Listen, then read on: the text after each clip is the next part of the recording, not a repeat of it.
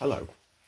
So today's book is the brilliant Guide to the Perplexed, wonderful title, written by the 12th century Rabbi Moses ben Maimon, better known as Maimonides in the history of philosophy.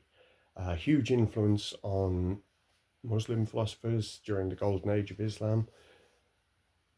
He lived primarily in Egypt, having been born in Spain and moved to Egypt in his youth, where he was prominent in the Jewish community, wrote books of Jewish law, very important from the perspective of the history of the cataloguing of Jewish traditions. But for our purposes today, the book that we're interested in is, as I say, The Guide to the Perplexed. And who wouldn't want that? He considered the importance of learning a certain level of philosophy. He, like many of his contemporaries, would have been heavily influenced by Aristotelian philosophy and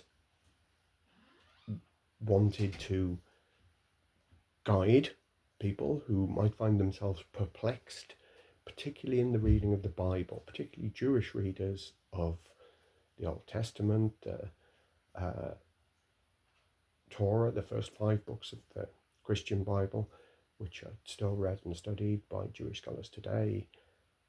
And Maimonides' concern was that they could become confused or perplexed by some of the apparent contradictions they would encounter.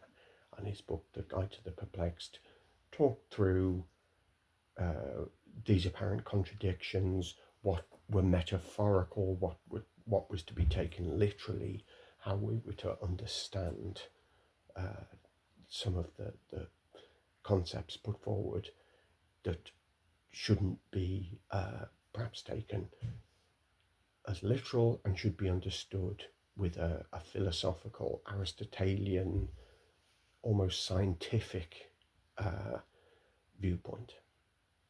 So that's our book, and I hope some of you will investigate it further.